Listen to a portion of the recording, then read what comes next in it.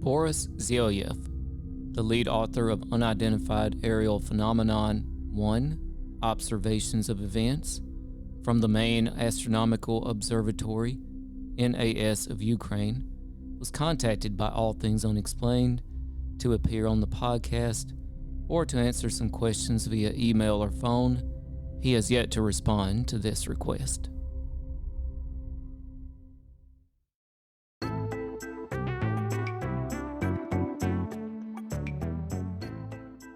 All Things Unexplained. Hosted by Dr. Mounts. Let's face it, we were always ready to roll without him anyway. CJ Derringer. Ain't nobody perfect, right? And Smitty Neebs. I've never planned out hardly anything my whole life. I just freeball. Featuring Cajun Man. I'm just old nobody, somebody looking for somebody.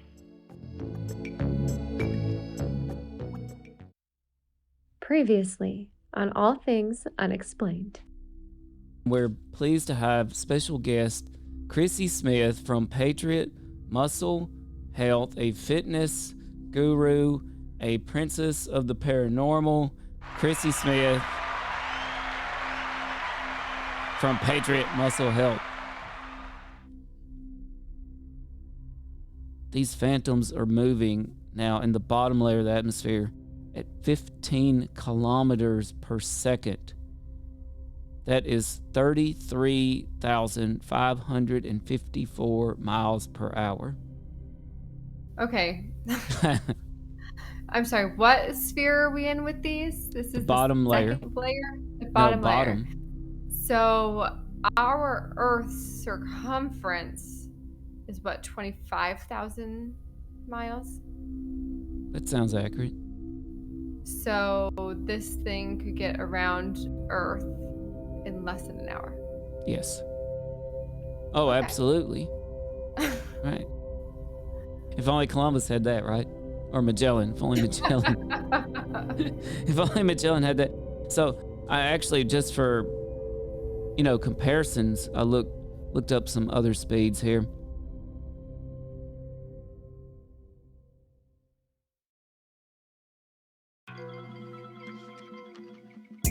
And an M4 carbine bullet goes roughly 2,000 miles per hour. A bullet. Space shuttle goes 17,500 miles per hour. Whoa. Okay, that's fast. Yeah, but of course that has to escape the atmosphere, right? Right. The Voyager 1, 38,000 miles per hour. So you're right up there with satellite speeds, Gosh, that's fast. And ICBM, hypersonic missiles, intercontinental ballistic missiles, 15,000 miles per hour. Mm-hmm. And of course, that's what makes them so feared, right? Right. Is that we've got rockets taking ICBMs, we've talked about this before, up into upper layers of the atmosphere. And then boom, they would be on you within seconds, right? Or minutes. And can apparently change direction as they go. Super scary, but this is not even in the upper atmosphere. This is in our lower atmosphere, which raises a lot of questions, right? Going 33,000 miles per hour. Holy cow. As they say, NASA, Pentagon, they're conducting studies. So there's like, all right, well, Ukraine's going to get that too. Again, this observation of astronomical work. By the way, this apparently started happening as a byproduct of their normal work, which is observing meteors and space invasions of whatever kind of objects, right? It just kind of happened as a byproduct of that. They say the main feature of these UAPs, as we just talked about, are their extremely high speed, and that ordinary photo and video recordings will not capture the UAPs. They talk about having to fine-tune their equipment, shutter speed, frame rate, dynamic range. Again, we talked about there's cosmics and phantoms. We talked about how they named them after birds. Phantoms are super dark, as black can get, really creepy. By the way, I'll just go ahead and say it reminds me of Star Trek. The Klingons, cloaking their You know, I ships. haven't seen Star Trek. Now you got to, I feel like. I haven't either, CJ. Smitty, where I are know you? who Dr. Spock is. That's okay. Live long and We'll prosper, just you have two. to trust you on this But one. I believe in Bigfoot, Tim. Squatch life, y'all. Live long and prosper with Squatch life. So they say both types of UAPs exhibit extremely high movement speeds. Their detection is a difficult experimental problem. Again, they're a byproduct of their main astronomical work. They use 2 meteor stations approximately 75 miles apart. Pretty brilliant thing. I do wonder why they only did this in the daytime, though. I wish they would have addressed that. I don't understand. Well, there's lots of things that they didn't address. Number one, they didn't tell us or speculate as to what they are. They simply told us what they're seeing, that they're seeing lots of them, and that they're very fast, and that there's 2 types. I mean, if you were to read the whole article, that's what you're going to get from it, right? There's a lot of these UAPs. They're super fast. Figured out. So my question would be, did they start this study before the war in Ukraine or after? Do we know? No, we do not know. That's a great question. Hold on to that. I'd like to revisit that thought at the end, though, because it's kind of a pretty scary scenario and actually a shocking revelation for me. So please remind me to revisit that. I'm going to pull up figure 1 from the study. And again, as far as I know, unless you actually looked the study up yourself, they didn't present any of these in the news. Here we see 2 consecutive shots of ordinary swift objects. These are the cosmics, the luminous ones.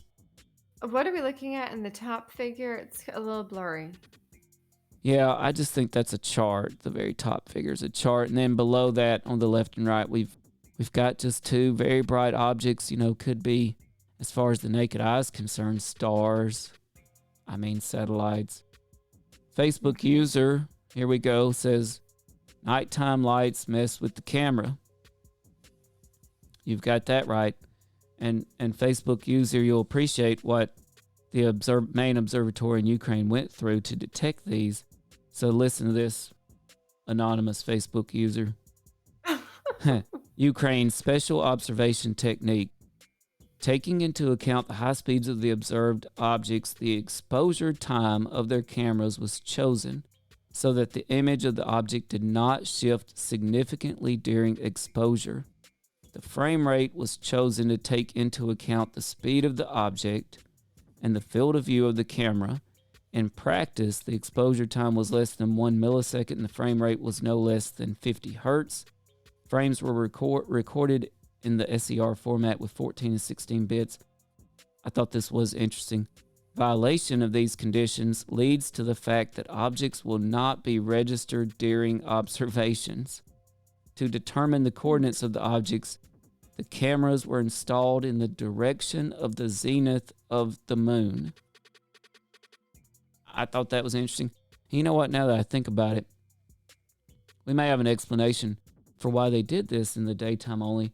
Because if you are only seeing these phantoms, these are the absolute black objects. If you're only detecting them because of Rayleigh or Rayleigh scattering, light molecules bouncing off air molecules, would you ever see them at night? Yeah. I suppose you might not, right?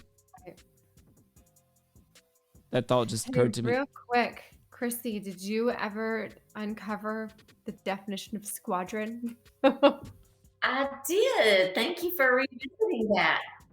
So, the difference between group and squadron is that a group is a number of things or persons being in some relation to one another, while a squadron is obsolete or primarily a square. Hence, a square or a body of troops or a body of troops drawn up in a square. So it does seem to be sort of a military connection to the use of the term squadron, right? Yeah. Would you agree with that? Yeah.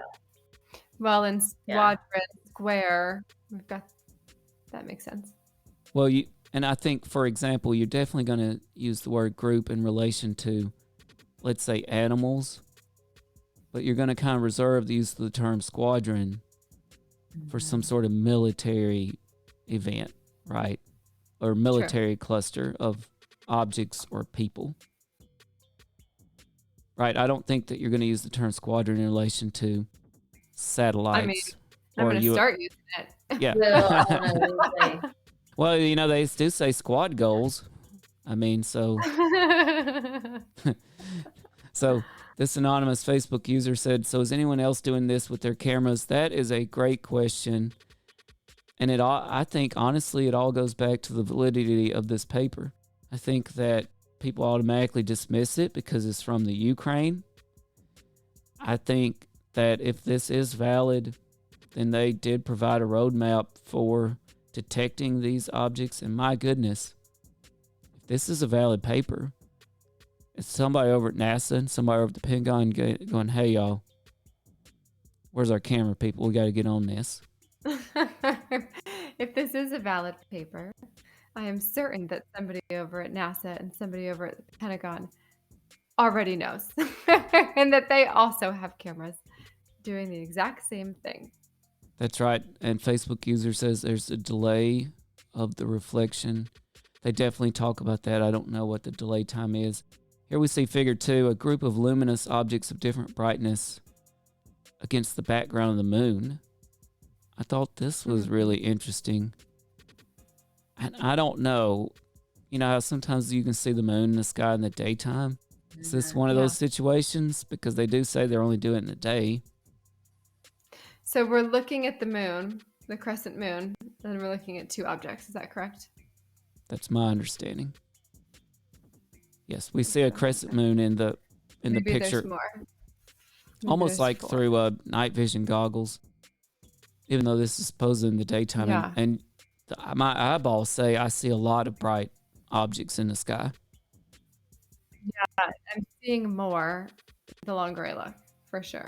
Yes. But again, it's supposed to be daytime, so should not be stars. Don't know what's going on there. All right, this is figure 3 from the paper. A composite image with the bright swifts. These are the cosmics. Segments of straight lines are proportional to transverse speed. Kind of hard to interpret that, but there it is. Okay. Proportional to, all right. Yeah, that one was kind of hard to interpret that. I'm going to bring figure 7 back up because it's just fascinating. There's the monolith. That's what I'm calling it. They call it a phantom. It emits no light and absorbs all radiation or light around it. Figure 8 here. Interesting. I thought was interesting. This the color charts of the phantom object.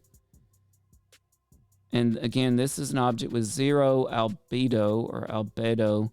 This means that the object is a completely black body that does not emit and absorbs all the radiation falling on it. They say we see it only because it shields radiation in the atmosphere due to Rayleigh or Raleigh scattering.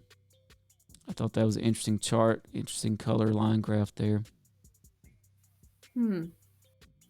Anonymous Facebook user says, and we only see the moon due to the reflection of the sun. That's a great point. You see what he's saying there, or what she's saying there? I'm not sure. No, I mean, yes, I know that, but I'm not sure how that relates to the objects that we're seeing. Well, what they're saying in the paper, we're only seeing these phantoms because of the Rayleigh scattering effect, right? Okay. Which might seem odd, but we only see the moon. I think they're right, because of a similar situation, the light from the sun. Gotcha. Reflecting off the moon. And these could be the same way. Very good. I wish I knew who this anonymous Facebook user was, but I can tell you what, based on their highly intellectual comments, They must be related to you somehow. No, I was going to say they're no friends of ours. no normal listeners of ours. I'm sorry, Bama George. It could be Bama George. It may not be exhibiting its own light, just reflecting like the moon. I totally agree, and they said that this anonymous user is he. All right. moving on. Figure 9.